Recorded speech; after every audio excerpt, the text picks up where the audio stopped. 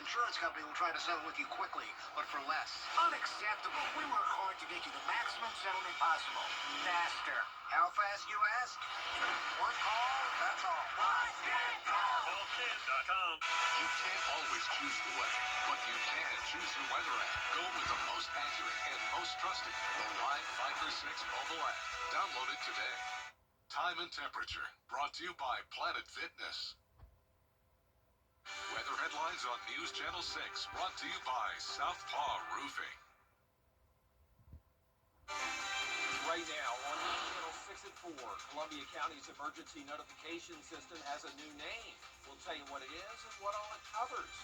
Plus, the $25 million proposal to improve infrastructure and sewer lines in the city of Augusta. Who's behind the project and why they say it's necessary. And the new requirement for all students returning to school in McCormick County. A look at the policy and why school leaders say it's about being proactive. As Your News at 4 starts now. Live from Television Park, this is WJBF News Channel 6 at 4.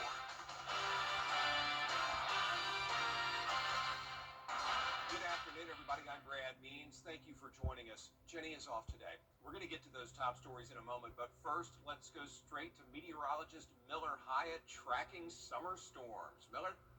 Brad, we are tracking those storms a little bit feisty this afternoon here. We have some special weather statements, but they are below severe limits. The weather statement is just for some gusty winds up to about 50 miles per hour, and the latest scan shows the one we had in the portion of Norris and Warrenton, Mayfield area, that has now been canceled.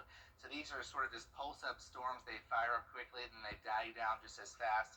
We do have some stronger cells here pushing through Washington and down towards Johnson and Emmanuel counties. This one cell goes through 415, a strong cell here pushing over Swainsboro. And speaking of Swainsboro, here it is right now on our Terry Lambert Hyundai Skyview cam. I saw the shelf cloud push on through earlier, and that means it's bringing in some gusty winds to the area. Thankfully, what these are doing also is cooling down the temperatures down to 78 in Augusta, but drive to Evans is 98, so a difference of 2 seasons there. And looking at our dew point, still very high. So even if it is 78 in Augusta, it still feels pretty muggy. Feels like 81 degrees. Feels like 97 in Evans, and feels like 86 in Aiken. So winds right now pretty breezy, where you see the storms almost 30 miles an hour in Sandersville right now. So if you're doing any stroll across the area, just make sure to keep an eye on the sky.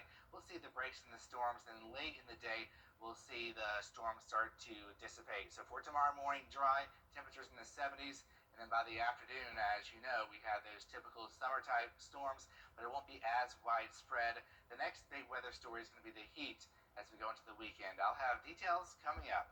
Brad? Miller, thanks. An update now on deadly flooding out west. In Texas, Columbia County EMA is reminding you of ways to stay safe ahead of storms.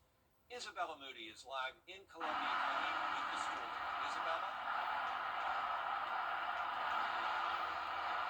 Yes, Brad, their hyper reach system can alert you before weather events hit our area, but also with things like gas leaks, utility work, and a runaway fugitive. Hyper reach sends notifications from the EMA, the Columbia County Sheriff's Department, water, traffic, as well as the National Weather Service. Alerts can be broad, but can also name specific roads, blocks, or subdivisions. You can also opt in or out of certain alerts. With hurricane season already underway, EMA officials say these notifications can help prepare if a storm hits. You do not have to live in Columbia County to sign up. You can use your work or relative's address so you can stay informed or inform others. We just want to keep reminding people, because the more people that know about something in advance, the less chance that the disaster will affect them. You can find out how to sign up for HyperReach on our website on WJBF.com. Live in Columbia County, Isabella Moody, WJBF News Channel 6. Back to you, Brad. Isabella, thank you. The Richmond County Sheriff's Office and Coroner's Office are investigating a homicide. It happened today at the One Stop on Barton Chapel Road. One person was shot and died at the scene. No further information is available at this time. The Augusta Economic Development Authority is proposing a $25 million sewer project in South Augusta. News Channel 6's Kim Vickers reports. The proposed sewer project would go into more than 1,100 acres of land located around 4 miles past the Augusta Industrial Complex. City leaders say that it's vital to update the infrastructure in this area so that growth can happen. The land city leaders are looking at for this project is one of only 2 mega sites in Georgia. That means the area is more than 1,000 acres. The $25 million budget would come from the next sales tax. Commissioners still have to approve that before it can be voted on. It could be on the ballot in November. Augusta leaders say the lack of a sewer system on the land has been one reason why some businesses decline to build in Augusta. Having an already existing sewer system in there could be what entices more industry to come to Augusta. Having a site that's been fully vetted that you can put in front of a company that says, here's what you're looking at, here's what you can design with, it makes it a lot easier for them to evaluate a site and then decide if it's the right place for investment. The Augusta Economic Development Authority says that once everything is approved and ready to move forward, construction is expected to take about 4 years. In Hepzibah, Kim Vickers, WJBF News Channel 6. The group in charge of recommending changes to the Augusta City Charter says Augusta's zoning ordinance will be a big topic of discussion today. The city's planning and development department set to hold an open house for the community on proposed changes. That event from 5:30 till 7:30 p.m. at the Henry Brigham Community Center on Golden Camp Road. A group focusing on small town success, the Southeast Rural Community Assistance Project, will host listening sessions in Burke County today. The goal? To find out what that rural county needs and then come up with a plan to try to bring better paying jobs there. Burke County's second meeting is today at 5 p.m., just a few minutes, at the Burke County Family Y. Kids are heading back to school in McCormick County 2 weeks from today, and when they return, they'll have to follow requirements for a new backpack policy. Graham Lee reports. The first day of school here in McCormick County is Thursday, July 24th, and starting then, elementary, middle, and high school students will only be allowed to walk around school with a clear backpack. The school district notified parents about the policy at the end of the previous school year, but it's been in conversation for the last few years. Backpacks can have colored straps and mesh pockets, but the main requirement is that items inside must be able to be seen.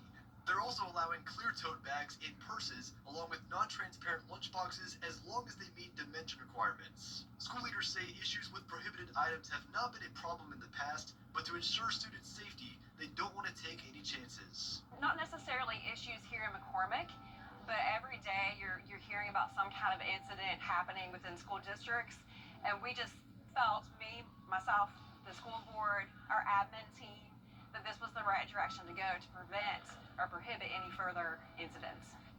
We're also learning this new policy is not just for students. School leaders say they've already bought clear bags for teachers to use so they can lead by example, and those will be distributed ahead of the first day of class in 2 weeks. In McCormick County, Graham Lee, WJBF News Channel 6.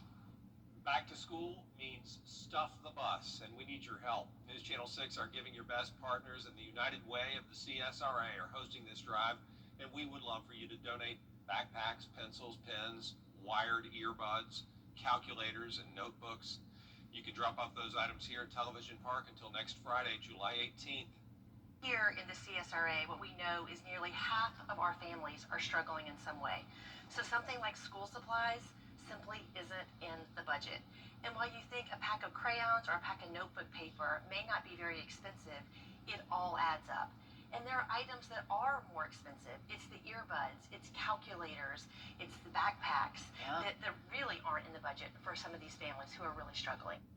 And here's a way to donate and have some fun this Sunday. Fans are asked to come to the Augusta Green Jackets game at SRP Park and bring school supplies to donate to the United Way of the CSRA. And if you do, you will receive a free hot dog. Gates open at 12:30 p.m. Sunday. Wellstar is working to help rural hospitals across Georgia as they struggle to survive. It's called the Wellstar Digital Care Network. The program started in 2019, and at that time, 30% of the patients stayed in their local hospitals. Now, about 70% of patients remain in their nearby hospitals for treatment, thanks to this telehealth network. It provides a specialized doctor from Wellstar on a screen in your room to give advice to your doctor and to you. The Emmanuel Medical Center is a great example of that. We're able to keep more patients in Swainsboro, decrease transfers out to Statesboro or to Augusta. And you know what that means is that patients can get care right in their home community, which means that there's less of a delay in seeking emergency care. This digital care network currently helps 19 hospitals across Georgia. Before we go to break, a live look at the Sonoma Raceway ahead of tomorrow's NASCAR Hauler Parade. 40 brightly colored 18-wheelers, each representing the drivers who will race for the checkered flag on Sunday. Coming up, how driver Taylor Gray is preparing for what he hopes is his first trip to victory lane this season. Stay with us. ET takes you. This weekend marks the second straight road course race as the NASCAR Xfinity Series heads to Sonoma Raceway. It'll be 20-year-old Taylor Gray's first time competing at the track as he seeks his elusive first win of the season. Ben Ross reports. Taylor Gray has done just about everything this season. 8 top 10 finishes, 5 top 5s, and a pair of runner-ups. But he's still looking for that first Xfinity Series win. I think it just gives me confidence in what we're taking to the track and the product that we're building at the shop. So yeah, no, I mean it's somewhat tough, but at the same time I knew it's going to come. I'm not really worried about it. Back on March 29th, Gray was in the lead on the final lap at Martinsville before getting spun out by Sammy Smith and finishing 29th. It was hard, right? But I guess I've been there before, right? I've been in that situation before, and I understand that it is what it is, right? You're not going to change it. And just kind of use that motivation and use that drive to go win more races. So it was definitely hard, right? And that was our opportunity to lock in, right? And kind of not have to worry about it for the rest of the year. But I'm not really worried about it. We're bringing really fast cars to the racetrack, and it's going to go our way. This weekend, Gray takes a crack at Sonoma Raceway for the first time in his career. I love road course racing. I love the challenge. I love doing stuff a little bit differently than our typical oval every weekend. So. Yeah, no, I enjoy going to road courses. It's a super low grip racetrack. I love low grip racetracks. I love tire migration. It just brings a lot more strategy into the race. This is Gray's second Xfinity Series season after spending parts of 4 years on the Craftsman Truck Series. The 20-year-old from New Mexico has made a ton of progress as he continues to adjust. I think just understanding what I need out of my car and just a different series than I've been in the last couple of years. So understanding, what I need to go fast in these cars and then just getting, a better relationship with Jason and my team and just learning, what we want out of each other. We've had a lot of stuff that's kind of gone and badly, and that wasn't really necessarily in our control. So I feel like we've had speed pretty much everywhere we've gone, and just necessarily haven't had the finishes that we wanted just because something has happened, right, that we can't control, or maybe it's a pit road stuff or things like that. But no, I think, I'm happy with the speed we're bringing to the racetrack every week. I'm happy how we're executing as a group. Just have to get a little bit better luck going our way. So what are Gray's goals for the rest of the season? I think, just going and winning races, right? I think kind of in my mindset, the points will come, right? I'm not super worried about the playoffs right now or points, things like that. Just focus on going to the racetrack and winning races and stringing together consistent and good finishes. In Sonoma, I'm Ben Ross. Be sure to tune in for our live NASCAR coverage that starts with a countdown Saturday afternoon at 4 on the CW6. Drought is developing north of I-20, but the good news is that we have some above average precipitation on the way. I'll have details coming up. Weather headlines on WJBF News Channel 6. Brought to you by Southpaw Roofing. Roofing done right. I was hit by a drunk driver. Now, your most accurate forecast with WJBF Live Viper 6. We're tracking showers and thunderstorms again today, and looking at Live Viper 6 here, things are blossoming with all the heat and humidity that has built up. Thankfully, no severe weather right now. They're below severe limits. However, we still do have some stronger cells that have popped up here with some gusty winds. So here's one of them now pushing through Swainsboro and Emmanuel County. We have a special weather statement for the next 10 minutes or so. These are just sort of flaring up and then dying down just as fast. So a very typical summer storm that we're looking at, and looking over into Bamberg, Barnwell, and In Allendale counties, we have some stronger storms with some lightning, but that's about it right now. Augusta, you're dry, and then we have some more storms starting to fire up towards the west. Thompson, Washington to the north, and Lincolnton with some frequent lightning. So just remember to head indoors when thunder roars, because that's the biggest threat of the lightning and also the gusty winds. So looking at the rain totals the past 24 hours, really very spotty in nature, as is usual with the summer storms.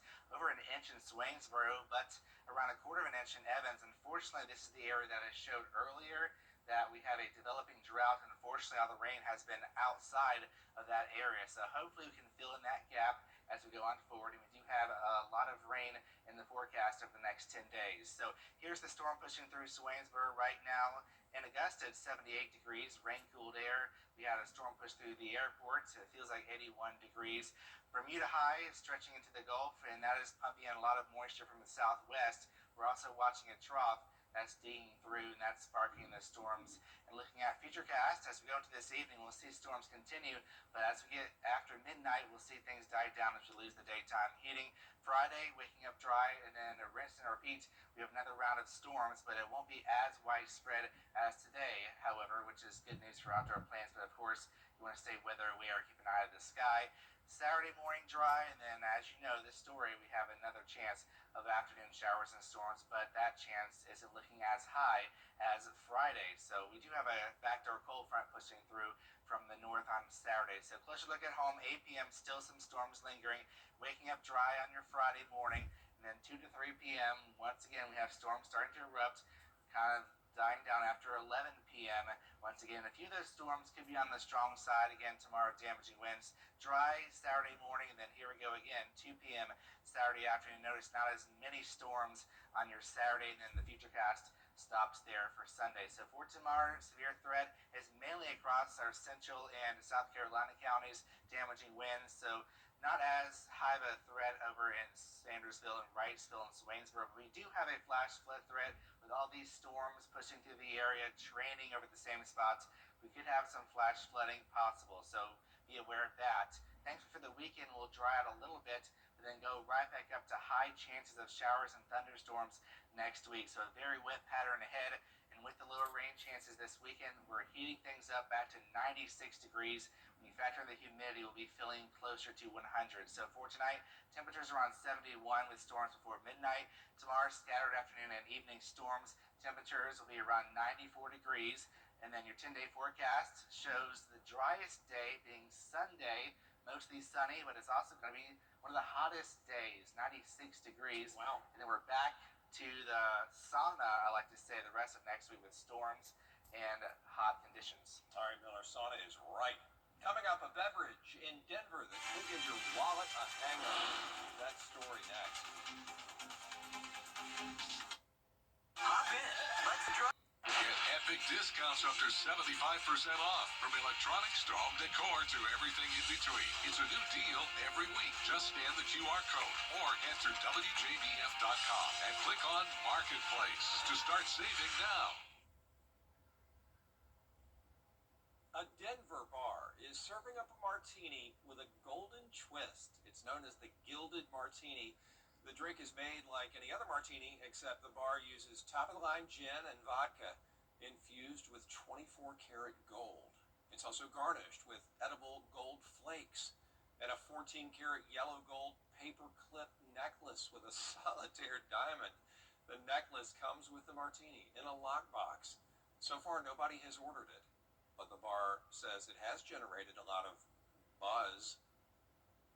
That is it for us for this half hour. We have more top stories for you at 4:30, including President Trump's order restricting birthright citizenship on hold again, the ruling from the federal judge.